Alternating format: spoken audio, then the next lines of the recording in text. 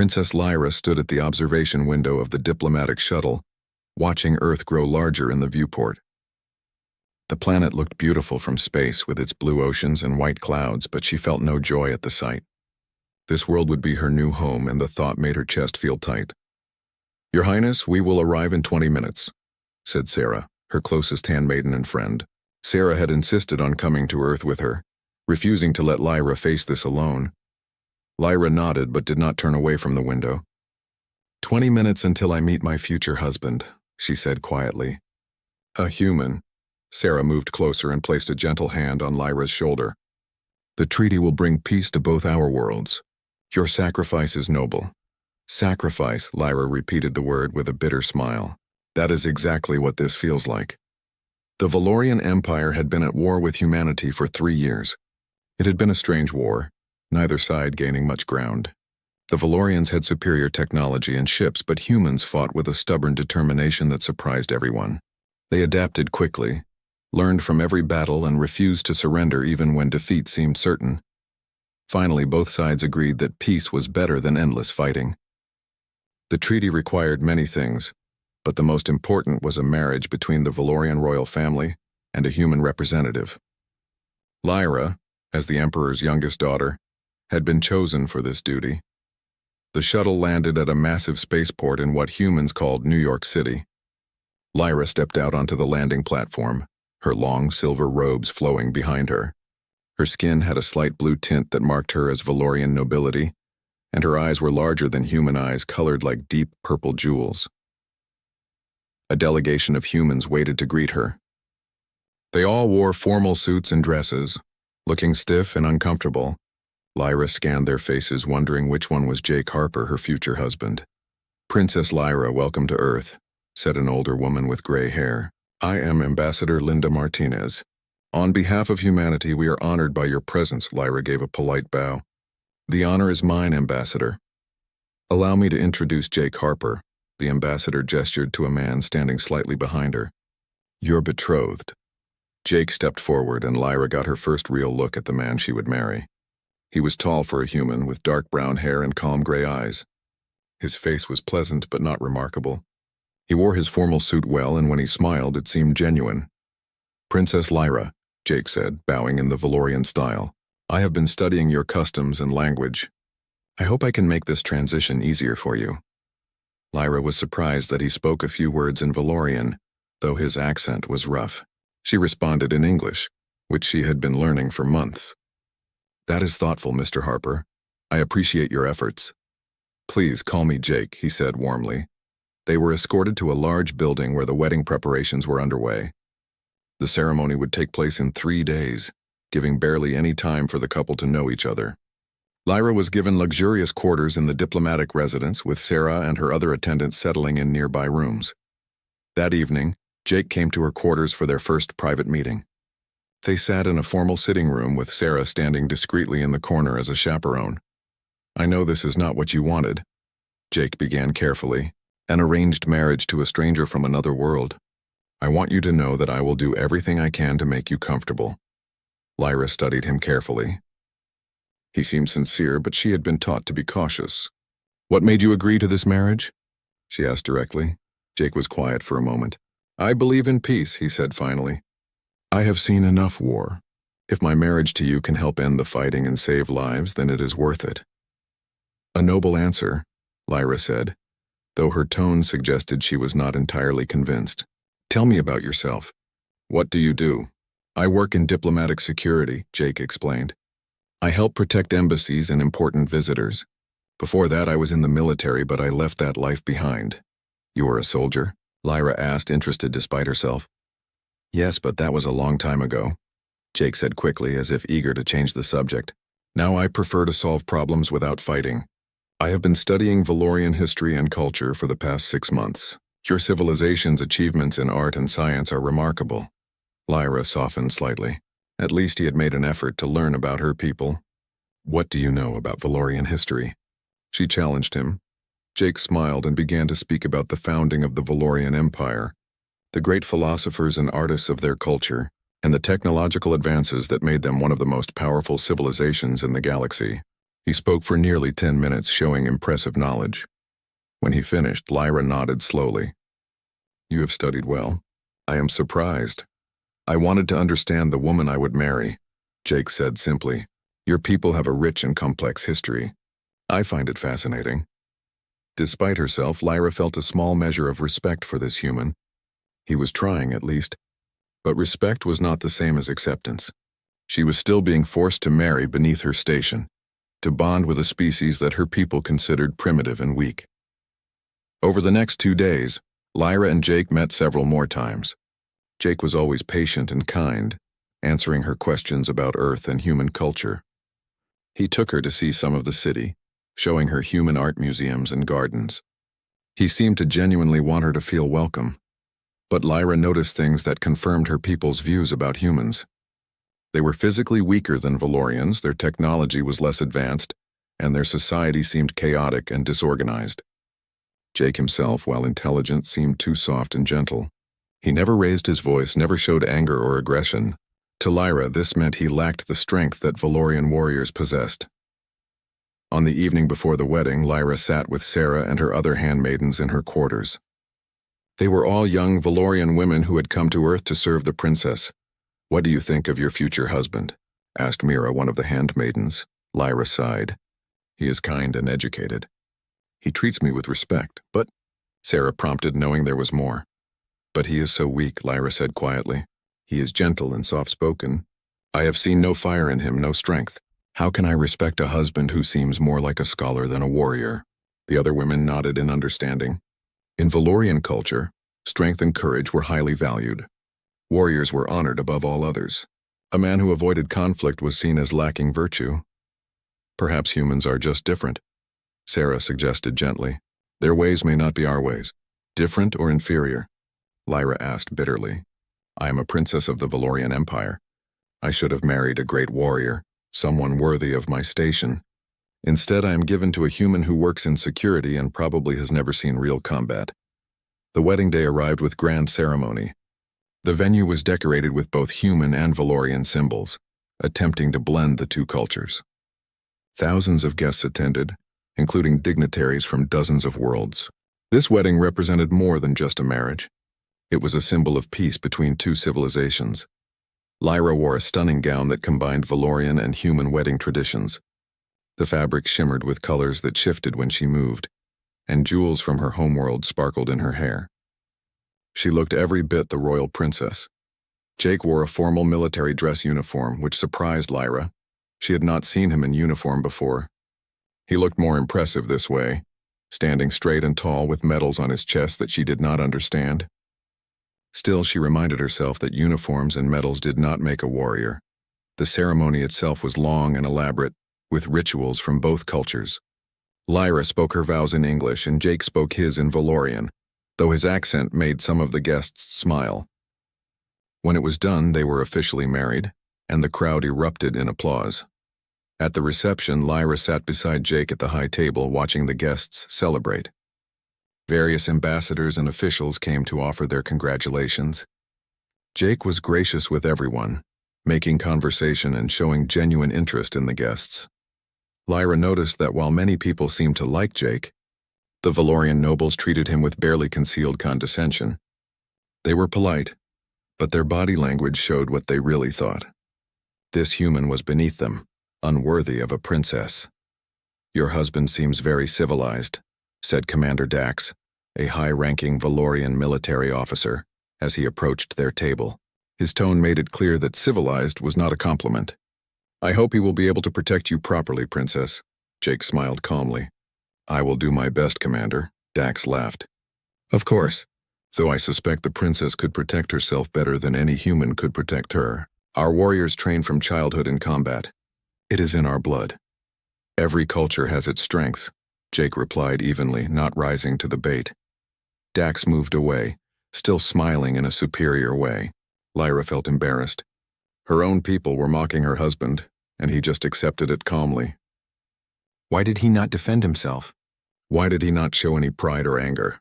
Later in the evening, after the formal ceremonies were complete, Lyra excused herself and retired to their new shared quarters on the diplomatic station Concordia. This station orbited a neutral moon and would be their home, a place between Earth and the Valorian Empire. Jake Rima. 3 months had passed since the wedding, and life on Concordia Station had settled into a routine. The station was enormous, home to thousands of people from various worlds. It served as a neutral ground where different species could meet and work together on diplomatic matters. Lyra spent most of her days with other Valorian nobles who lived on the station. They held social gatherings, discussed politics, and maintained their cultural traditions. She had made an effort to be a good wife in practical terms, but her heart remained distant from Jake. Jake, for his part, never pushed her. He gave her space, treated her with constant respect, and worked long hours managing security for the station.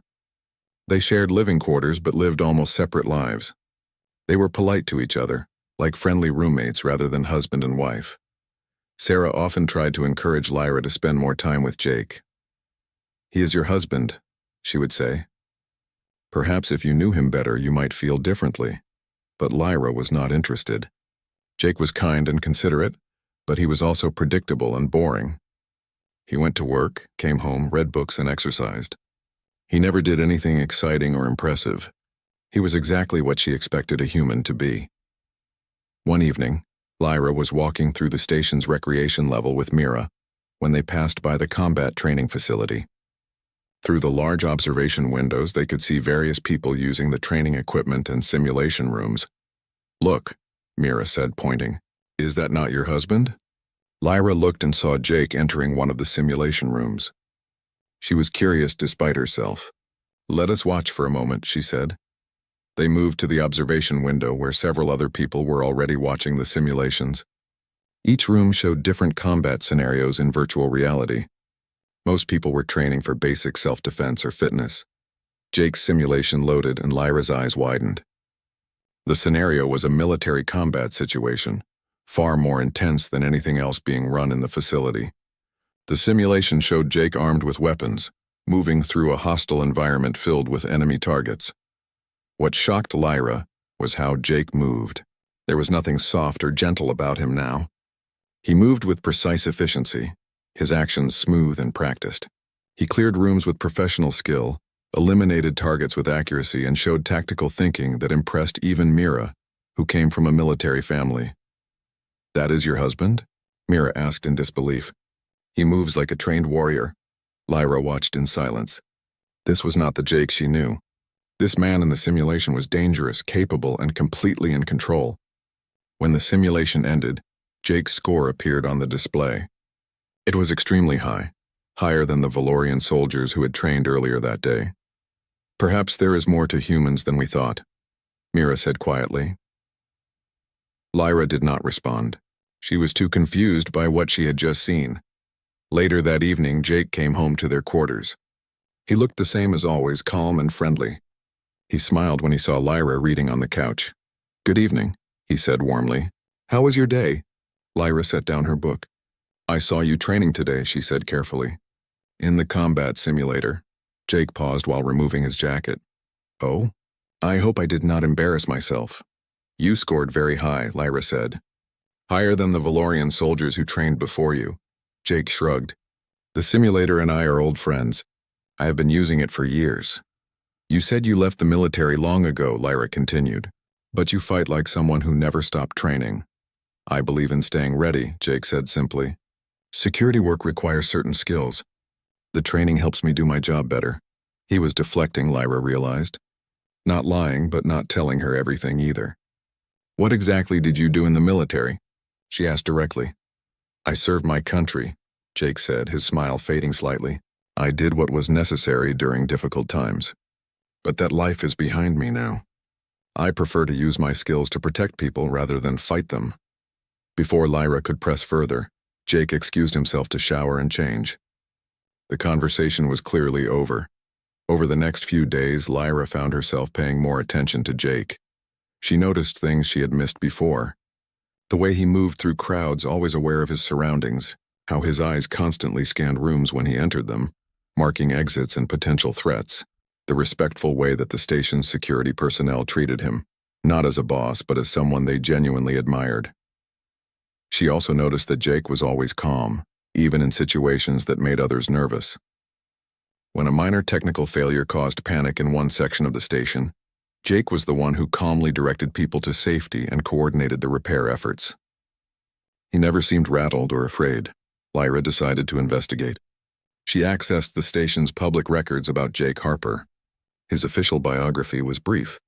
Born on Earth, served in the military with distinction, decorated for valor, transitioned to diplomatic security work after the war. Nothing specific about what he actually did during his service. She tried to access his military records, but they were sealed. Only high-level government officials could open them. This made Lyra even more curious. Why would a simple soldier's records be classified? 2 weeks after seeing Jake in the simulator, Lyra attended a formal dinner for military officers from various worlds. Commander Dax was there, along with several other Valorian officials. Jake attended as well since the event was held on Concordia Station. During the dinner, Dax drank too much of the Valorian wine and became loud and boastful. He began telling stories about the war between humans and Valorians, describing battles where Valorian forces had defeated human ships. The humans fought bravely, Dax said with a laugh, but they were no match for Valorian warriors. We won every major engagement. They only agreed to peace because they knew they could not win. Some of the other Valorian officers nodded in agreement. The human officers at the table looked uncomfortable but said nothing, trying to maintain diplomatic courtesy. Is that truly what happened? Jake asked quietly. His voice was calm, but something in his tone made everyone at the table turn to look at him. Dax smiled widely. Of course, Harper. Your people fought well for primitives, but you lacked our training and technology. It is no shame to lose to superior warriors. I was at the Battle of Centauri Station, Jake said, his gray eyes locked on Dax. Were you? Dax's smile faltered slightly. The Battle of Centauri Station was famous, a major engagement where a small human force had held off a much larger Valorian fleet for 3 days. I was assigned to a different sector, Dax said defensively, but I read the reports. The humans had defensive advantages. We had no advantages, Jake corrected him, still speaking in that calm, controlled voice. We were outnumbered 5-1. We had less advanced weapons. We should have been destroyed in hours. But we held that station because we understood something about humans that you still do not seem to grasp. And what is that? Dax asked, his tone becoming hostile. That humans do not quit, Jake said simply. We adapt, we learn. We find ways to win even when winning seems impossible. You had the better technology and training, Commander, but we had something you did not. We had absolute determination. The table was silent now. Lyra stared at her husband, seeing a side of him she had never witnessed. There was steel in his voice, and his calm gray eyes held something dangerous. Dax stood up angrily. Determination means nothing without skill and strength. Any Valorian warrior could defeat a human in single combat. Your species is physically weak. Jake remained seated, but everyone could feel the tension. Physical strength is only one type of power, Commander. I have no desire to prove anything to you. I am here for peace, not conflict. Because you are afraid, Dax taunted. You know you would lose. I know that fighting you would serve no purpose, Jake replied. But make no mistake, Commander. Fear is not what stops me. A human officer at the table, a woman named Captain Lisa Brown, spoke up. Commander Dax, perhaps you should research who Jake Harper was before making assumptions. His military record might surprise you. His records are sealed, Dax said dismissively, probably to hide his true performance. Captain Brown smiled grimly. They are sealed for security reasons, not shame. Jake Harper was one of the most decorated human soldiers in the war. He was part of the Special Operations Unit that, well, I probably should not say more. Dax looked uncertain now, realizing he might have made a mistake. But his pride would not let him back down. He turned and walked away from the table, muttering about humans and their arrogance. After the dinner ended, Lyra walked with Jake back to their quarters. She was silent, processing everything she had witnessed. You were defending your people tonight, Lyra said finally. I have never seen you like that. Dax was disrespecting brave soldiers who died in that battle, Jake said quietly. I could not let it pass. You scared him, Lyra observed. A trained Valorian warrior was scared of you. Jake stopped walking and turned to face her. Lyra, I have tried to be a good husband to you. I know you did not want this marriage, and I have not pushed you to feel something you do not feel. But there are parts of my past that I hoped you would never need to see. I left that life behind because I wanted peace, not because I was unable to fight. Who are you really, Jake Harper? Lyra asked, looking at him with new eyes. Before Jake could answer, the station's emergency. Lyra locked the door as Jake had instructed, her hands shaking. She could hear the sounds of combat growing louder throughout the station. Weapons fire, shouting, and the heavy footsteps of the Kryn pirates echoed through the corridors. The Kryn Consortium was notorious across the galaxy. They were not a unified government, but a loose alliance of pirate clans who raided ships and stations for profit. They were brutal, efficient, and feared by everyone who traveled through space. Lyra moved to the security terminal in their quarters and accessed the station's camera feeds. What she saw made her blood run cold. Kryn warriors, massive creatures covered in thick armor and carrying heavy weapons, were overwhelming the station's security forces. The regular guards, both human and Valorian, were falling back in disorder. She searched the feeds frantically until she found Jake. He was moving through a maintenance corridor, alone, carrying weapons she did not recognize. As she watched, 3 Kryn warriors entered the corridor from the other end, spotting him immediately. Lyra expected Jake to run or hide. Instead, he moved toward them. What happened next took only seconds, but Lyra watched it in frozen horror and amazement. Jake used the narrow corridor to his advantage, preventing the Kryn from surrounding him. He moved with incredible speed, firing his weapons with precise accuracy. When one Kryn got close, Jake used some kind of explosive device that sent the creature flying backward. Within moments, all 3 Kryn were down, and Jake was already moving to the next location. He had not hesitated, had not shown any fear. He fought like this was something he had done 1,000 times before. By the ancestors, Lyra whispered. What is he? She continued watching the feeds, seeing Jake move through the station like a ghost. He was not fighting the way Valorian warriors fought, with honor and direct confrontation. He was using strategy and tactics, setting traps, using the station's own systems against the invaders. He caused a power surge that disabled a group of Kryn, then ambushed them while they were confused. He sealed blast doors to separate enemy groups, then eliminated them one by one. Lyra switched to another camera and saw something that made her heart ache. A group of Valorian civilians, including children, were trapped in a dining hall. Kryn warriors were breaking through the door. The civilians huddled together in terror, knowing they were about to be captured or worse. Jake appeared from a service entrance behind the Kryn. He moved silently, taking down 3 of them before the others even realized he was there. The remaining Kryn turned to face him, but Jake had already thrown some kind of smoke device that filled the corridor. When the smoke cleared seconds later, all the Kryn were unconscious, and Jake was helping the civilians escape through the service tunnels.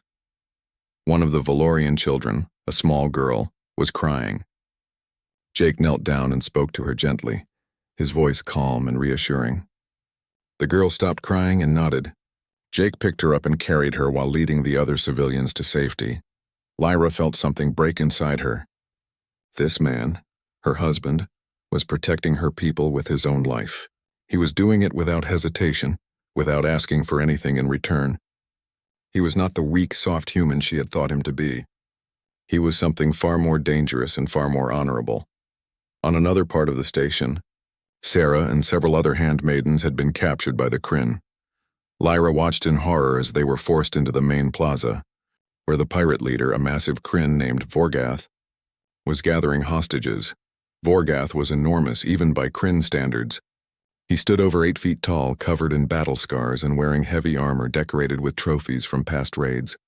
He was the leader of the largest Kryn clan, feared throughout the sector. Bring all the important ones here, Vorgath ordered his warriors in a deep, rumbling voice. We will broadcast to their governments. Rich families pay well for their children's safety. Sarah looked terrified but tried to maintain her dignity. She was a noble's daughter, trained from birth to show courage even in fear. But Lyra could see her friend's hands trembling. Lyra activated the communication system in her quarters. Jake, she said urgently. They have Sarah and the others in the main plaza. The pirate leader is there. Jake's voice came back immediately. Stay in our quarters, Lyra. I will handle this. There are too many of them, Lyra protested. You cannot fight them all alone. I am not alone, Jake replied. Some of the security forces are regrouping. We have a plan, but you need to stay safe. Please trust me, the communication cut off. Lyra wanted to scream in frustration. How could she just sit here while her friends were in danger, while Jake was risking his life? She watched the security feeds as Jake met up with Captain Brown and about 20 other security personnel who had survived the initial attack. They gathered in a secure location, and Lyra could see Jake drawing diagrams and giving instructions. The others listened intently, nodding and understanding. Whatever Jake was planning, the other security officers trusted him completely. Captain Brown, a veteran soldier herself, clearly respected Jake's leadership. Lyra realized that everyone except her had known the truth about Jake Harper. They all knew he was not just a security officer, but something much more significant. The plan Jake had developed became clear as Lyra watched multiple camera feeds. The security team split into small groups, each with a specific task. Some groups created diversions, drawing Kryn warriors away from the plaza. Others set up ambushes along the corridors leading to the main areas. They were not fighting with brute force, but with careful coordination and tactical thinking. Jake himself moved toward the plaza, but he did not go directly. He used maintenance shafts and service corridors, getting into position above the plaza in the station's superstructure. Lyra lost sight of him for several minutes, her heart pounding with worry. In the plaza, Vorgath was growing impatient. His warriors had secured dozens of hostages, but they were facing more resistance than expected. Several of his teams had stopped reporting in. Something was wrong. "Find whoever is attacking my warriors," Vorgath commanded. "Bring them to me."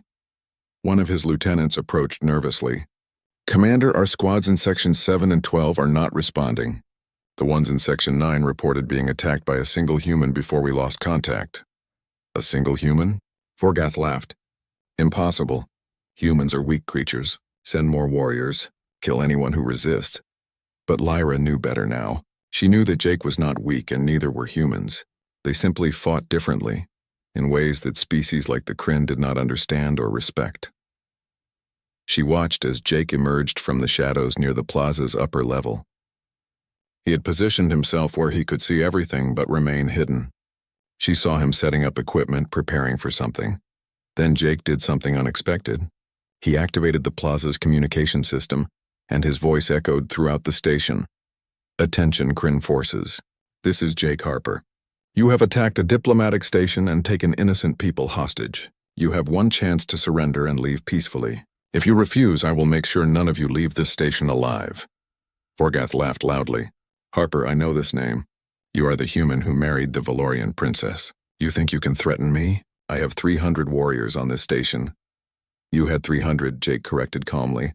You now have about 230. I have been reducing your numbers for the past hour, and I am just getting started." The plaza fell silent. Vorgath's warriors looked at each other nervously. 230 meant that 70 of their comrades had been eliminated by the station's defenders. That was impossible, or was it? "Show yourself, little human," Vorgath demanded. "Stop hiding in the shadows like a coward." "I am not hiding," Jake replied. "I am in position. You just cannot see me because you do not know how to look." Vorgath roared in anger. "I will kill one hostage every minute until you surrender yourself. Starting with this one." He grabbed Sarah, pulling her forward roughly. Lyra screamed even though no one could hear her. She watched helplessly as Vorgath held a weapon to Sarah's head. Her friend closed her eyes, preparing for death. But Jake's voice came again, now cold and hard. "Touch her and you will not live long enough to regret it." "Big words from a human," Vorgath sneered. "But you are too far away to stop me." "Am I?" Jake asked. Suddenly the lights in the plaza went out. Emergency lighting activated, casting everything in dim red light. In that moment of confusion, Jake moved. Lyra watched in amazement as Jake dropped from the upper level, using some kind of cable to control his descent. He landed in the middle of the plaza, between Vorgath and Sarah. In his hands were weapons that glowed with energy. The Kryn warriors raised their weapons, but Jake was already moving. He fought with a speed and ferocity that shocked everyone watching. He used the environment, the shadows, even the hostages' positions to his advantage. He did not fight fair or honorably. He fought to win. Vorgath's warriors fell one after another. Jake seemed to be everywhere at once, striking from unexpected angles, using weapons and tactics the Kryn had never encountered. He threw devices that exploded with light and sound, disorienting the enemy. He moved through the darkness like he could see perfectly, while the Kryn stumbled and fired wildly. Captain Brown and her team burst into the plaza from multiple entrances, catching the Kryn in a... The plaza was silent except for the breathing of the two fighters. Vorgath towered over Jake, his massive form seeming to fill the space. His armor was scarred from countless battles, and his blade had the dark stains of blood from previous victims. He looked invincible. Jake stood calmly, his small knife held loosely in his hand. He looked tiny by comparison, vulnerable and weak. But there was something in his stance, in the way he moved, that made even Vorgath pause. "Last chance to run, human," Vorgath rumbled. "I have killed hundreds of warriors stronger than you." "Then one more should not be a problem," Jake replied evenly. Vorgath roared and charged. His massive blade swung down with enough force to cut Jake in half. But Jake was not there anymore. He had moved to the side with incredible speed, so fast that Vorgath's blade hit only empty air. Jake did not attack back. He simply moved away, watching and studying his opponent. Vorgath attacked again, and again Jake dodged. The massive Kryn was fast for his size, but Jake was faster. He moved like water flowing around each attack, never in the same place twice. "Fight me, coward!" Vorgath bellowed, frustrated. "I am fighting," Jake said calmly. "I am just doing it my way." Lyra watched from her quarters, her nails digging into her palms. She did not understand what Jake was doing. Why was he not attacking? Why was he just avoiding the strikes? But Captain Brown, watching from the plaza, smiled grimly. She understood. Jake was doing what humans did best. He was learning. Every attack Vorgath made, Jake was studying his speed, his reach, his patterns. He was gathering information. Vorgath swung his blade horizontally, trying to catch Jake from the side. This time, Jake did not move away. He moved forward, inside the arc of the blade where the weapon could not reach him. His knife flashed out, striking Vorgath's arm at a joint in the armor. It was a small cut, barely bleeding, but it proved something important. Jake could hurt him. Vorgath stepped back, looking at the cut in surprise. No one had gotten inside his guard that easily before. He attacked again, more carefully this time, but also with more anger. Jake continued his strategy. He dodged, studied, and occasionally struck when opportunities appeared. Each strike was small, aimed at joints and weak points in the armor. None of the cuts were serious, but they added up. Blood began to drip from a dozen small wounds on Vorgath's arms and legs. "You fight like an insect," Vorgath snarled, striking and running away. "Face me like a true warrior." "A true warrior wins," Jake replied. "How he wins does not matter." This enraged Vorgath further. In his culture, how you fought was as important as winning. Combat was about honor and strength. Jake's tactics were insulting to everything Vorgath believed. But Jake did not care about Kryn honor codes. He cared about protecting the people on this station. He cared about going home to Lyra. And he would do whatever it took to make that happen. Vorgath changed his strategy.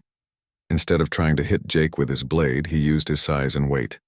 He charged forward, trying to grab Jake or knock him down. If he could get his hands on the small human, the fight would be over. Jake dodged the first charge, but Vorgath predicted this and swung his massive arm backward. The blow caught Jake in the ribs, sending him flying across the plaza. He hit the ground hard and rolled, trying to get up. Vorgath was on him instantly, his blade coming down in a killing strike. Jake rolled again, and the blade struck the metal floor where his head had been a moment before. Sparks flew from the impact. Jake got to his feet holding his ribs. Lyra could see blood on his face where he had hit the ground. For the first time, Jake looked hurt, but his eyes were still focused, still determined. "First blood," Vorgath said with satisfaction. "You are tough for a human, but you cannot win. You are too small, too weak." Jake did not respond. He was breathing heavily, calculating his next move. The blow to his ribs had hurt badly. He might have cracked bones, but he could not show weakness now. Could not let Vorgath know he was injured. The fight continued, but now Jake was struggling. The injury slowed him down just enough that Vorgath's attacks came closer to connecting. One blade strike cut through Jake's sleeve, drawing a line of blood across his shoulder. Another caught his leg, making him stumble. Lyra stood up from her chair, unable to watch but unable to look away. Her husband was losing. He was going to die in front of everyone, and there was nothing she could do. "Jake," she whispered to the empty room. "Please, please do not die." In the plaza, Sarah was crying. The other hostages watched in horror. Even Captain Brown looked worried. This was not going according to plan, but Jake was not done yet. Humans had something that other species often failed to understand. They had the ability to keep fighting even when they should give up. They had an inner strength that came not from muscles or weapons, but from sheer determination. Vorgath sensed victory. He pressed his attack, driving Jake backward toward a wall. Once Jake was trapped with nowhere to dodge, the fight would be over. Jake let himself be driven backward. He made it look like he was getting desperate, like he was running out of options. Vorgath smiled under his helmet, certain of his victory. Then Jake moved. He had been waiting for this moment when Vorgath was confident and slightly careless.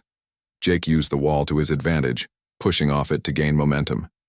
He did not dodge away from Vorgath this time. He went toward him, moving faster than he had moved during the entire fight. Vorgath tried to bring his blade around, but Jake was already inside his guard. The small knife in Jake's hand struck 3 times in rapid succession, each strike precise and deadly. The first cut through the straps holding Vorgath's shoulder armor. The second found the gap at his neck. The third went into his armpit where major blood vessels ran. Vorgath roared in pain and dropped his blade, his arm suddenly not working properly. Jake had cut through a nerve cluster, paralyzing the massive arm. But Jake was not finished. He moved behind Vorgath, jumping onto his back, his legs wrapped around the Kryn's torso, and his knife went to Vorgath's throat. "Yield," Jake said quietly, his voice right next to Vorgath's ear. "Or I end this now." Vorgath struggled, trying to throw Jake off. But Jake held on with strength born of desperation and determination. The knife pressed harder against Vorgath's throat, drawing a thin line of blood. "Yield," Jake commanded again, louder this time. Vorgath's struggles slowed. He could feel the blade at his throat. He knew that one quick movement from Jake would kill him.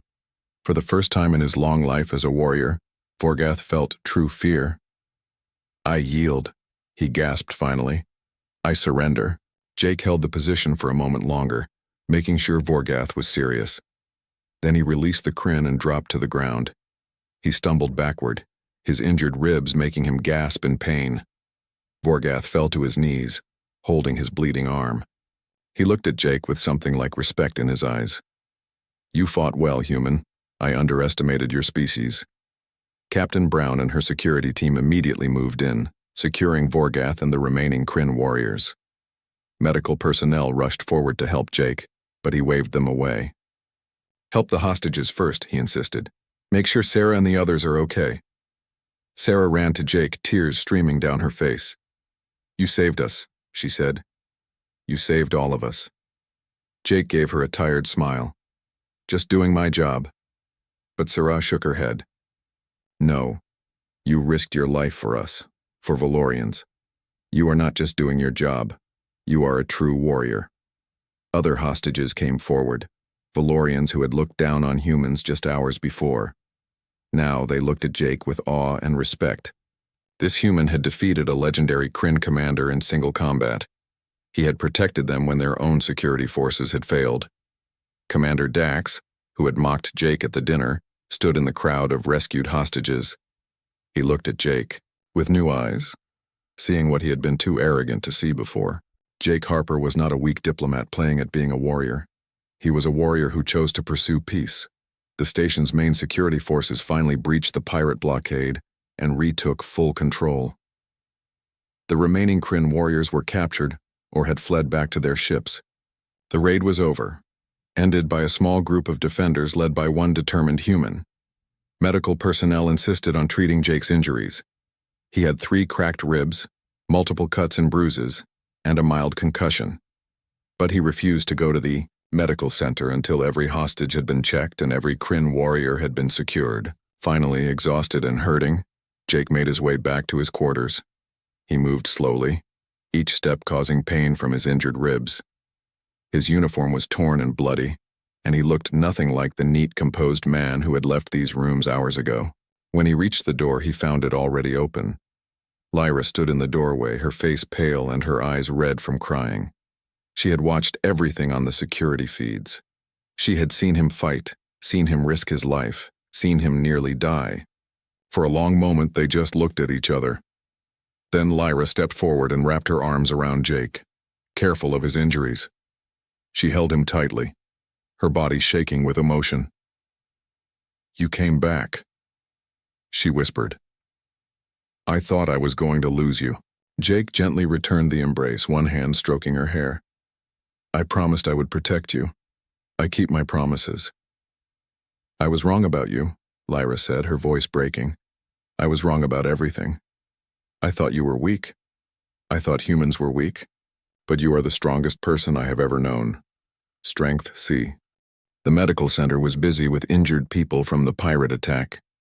Doctors and nurses worked quickly, treating both serious and minor injuries. Jake had insisted that everyone else be treated first, so by the time a doctor could see him, several hours had passed. Lyra sat beside Jake's medical bed, refusing to leave even when the doctor suggested she get some rest. She held his hand while they treated his cracked ribs, stitched his cuts, and ran scans to check for internal injuries. "You are lucky," the doctor, a human woman named Dr. Helen Ross, said as she examined the results. "No internal bleeding, no serious damage. You will be sore for a few weeks, but you will heal completely." "Thank you, doctor," Jake said, wincing as she wrapped his ribs in supportive bandaging. Dr. Ross looked at Lyra. "Make sure he rests. He has a tendency to ignore his injuries and go right back to work." "I will make sure he rests," Lyra promised firmly. After the doctor left, Sarah came to visit. Her face still showed the fear she had experienced, but she was safe and unharmed. She approached Jake's bed and, to everyone's surprise, performed a deep, Valorian bow of respect, the kind usually reserved for high-ranking warriors. "Jake Harper," Sarah said formally, "you saved my life. You saved all our lives. I owe you a debt that I can never repay." Jake looked uncomfortable with the formal honor. "You owe me nothing, Sarah. I am glad you are safe. You defeated Vorgath the Destroyer in single combat," Sarah continued. "Do you know what this means? Vorgath has raided across a dozen systems for 20 years. Hundreds of warriors have tried to stop him. All failed. But a human using only a knife defeated him. I was lucky," Jake said modestly. "No." Sarah shook her head. "You were skilled. I watched the entire fight. You used tactics we have never seen before. You turned his strength against him. You fought like... She struggled to find the right words. "Like a human."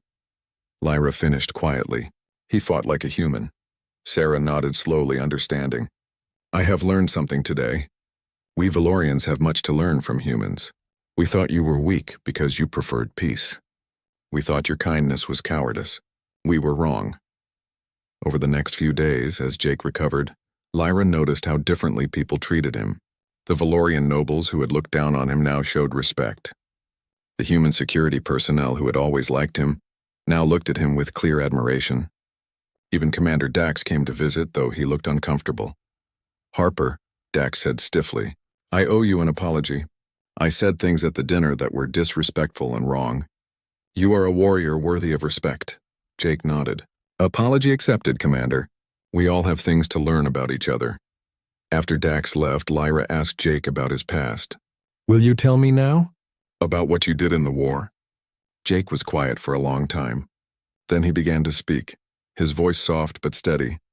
"I was part of a special operations unit. We did missions that regular soldiers could not do. Deep infiltration, sabotage, rescuing captured personnel. We operated behind enemy lines, often for weeks at a time with no support. That is why your records are sealed," Lyra said, understanding. "Because the missions were secret," Jake nodded. "Many of the things we did are still classified. But I can tell you that I saw a lot of combat. More than most soldiers see in their entire career. I was good at it. Too good, maybe. I could predict enemy movements, plan strategies, stay calm under pressure. But you hated it," Lyra observed. "I did what was necessary. Jake said carefully. But war takes something from you, especially the kind of war I fought. You see terrible things. You do terrible things. When the peace treaty was signed, I was relieved. I wanted to use my skills to protect people instead of fighting them. Why did you agree to marry me? Lyra asked. You could have retired, lived peacefully on Earth. Jake looked at her directly. Because I believed in the peace treaty. I thought if I could help bridge the gap between our species, maybe the war would truly end. Maybe we could build something better than what we had before. And instead you got a wife who treated you with barely hidden contempt, Lyra said bitterly. You were honest about your feelings, Jake replied. I appreciated that. And I hoped that over time, as we got to know each other, things might change. They have changed, Lyra said firmly. I was a foolish, arrogant princess who thought she knew everything. You showed me how wrong I was. Jake reached out and took her hand. Lyra, you were not wrong to be angry about the arranged marriage. You were not wrong to have doubts about me, but I am glad that we have a chance now to build something real. Lyra squeezed his hand. I want that too. I want us to be true partners, not just two people forced together by politics. Over the following weeks, their relationship transformed completely. Lyra spent time with Jake, really getting to know him. She learned about his interests, his thoughts, his dreams for the future. She discovered that he loved human history, enjoyed cooking, and had a quiet sense of humor that she found endearing. Jake, in turn, opened up more about himself. He showed Lyra parts of his personality that he had kept hidden before. They laughed together, talked for hours, and slowly built the foundation of genuine affection and respect. One evening, Lyra asked Jake to teach her some human combat techniques. They went to the training facility and Jake showed her basic self-defense moves. He was patient and encouraging, never making her feel inadequate. The key is not to fight with pure strength, Jake explained. Use leverage, use speed, use your opponent's momentum against them. A smaller person can defeat a larger one if they fight smart. Lyra practiced the techniques, and for the first time, she felt like she understood the human approach to combat. It was not about honor or glory. It was about effectiveness and survival. Your people have been warriors for a long time, Lyra observed, but you hide it well. Jake nodded. Humans have been fighting each other for thousands of years. We learned to be very good at war. But we also learned that war destroys everything it touches, so we try to find other ways to solve problems. But we never forget how to fight. We cannot afford to. Meanwhile, word of Jake's victory over Vorgath spread throughout the sector. The story grew in the telling, becoming a legend. A human warrior with only a knife had defeated the infamous pirate commander. It changed how many alien species viewed humanity. The Valorian High Council requested a formal report about the incident. Lyra was asked to address the council via holographic communication. Jake sat beside her during the transmission, still recovering from his injuries. Lyra stood before the council, composed and confident. She had spent days preparing what she would say, knowing that this moment was important for both human and Valorian relations. Honored Council, Lyra began, I come before you to report on the pirate attack on Concordia Station and to speak about what I have learned regarding our human allies. The council members, dozens of high-ranking Valorians, listened with serious expressions. Her father, Emperor Theron, sat at the center, his face unreadable. When I was sent to marry Jake Harper, I believed I understood humans, Lyra continued. I thought they were a primitive species that we were helping by forming an alliance. I thought my husband was a gentle scholar, incapable of true strength. She paused, letting her words sink in. I was completely wrong. Murmurs went through the council. Lyra continued, her voice strong and clear. During the pirate attack, my husband and a small group of human security personnel defended this station against 300 Kryn warriors. They used tactics we have never seen, strategies that turned the enemy's strength against them. Jake Harper personally rescued dozens of Valorian civilians, including children, putting his own life at risk. Lyra pulled up security footage on the holographic display. The council watched in silence as Jake fought through the station, protected hostages, and finally defeated Vorgath in single combat. Jake Harper is a decorated veteran of the human military, Lyra explained. He was part of an elite special operations unit during the war. He has more combat experience than most of our own warriors, but he chose to leave that life behind to pursue peace, not because he was weak, but because he was strong enough to choose a different path. Emperor Theron leaned forward. Daughter, what are you saying? That humans are more dangerous than we realized? No, father, Lyra replied. I am saying that humans are more complex than we realized. They are capable of great violence when necessary, but they choose peace when possible. They value life and will fight to protect the innocent. They are not primitive or weak. They are warriors who have learned wisdom. She turned to look at Jake, who sat quietly beside her. My husband saved Valorian lives without hesitation. He defeated a legendary enemy to protect my friend. He did all this while recovering from injuries that would have hospitalized most Valorian soldiers. And then he insisted on making sure everyone else was cared for before accepting medical treatment himself. Lyra faced the council again. We have made a mistake in how we view humanity. We saw their diplomatic nature as weakness. We saw their preference for peace as inability to fight. But the truth is that humans are one of the most dangerous species in the galaxy, precisely because they choose not to show it. They have learned to control their warrior nature, to use it only when necessary. That takes a kind of strength that we have not achieved. Commander Dax, who was present via holographic link,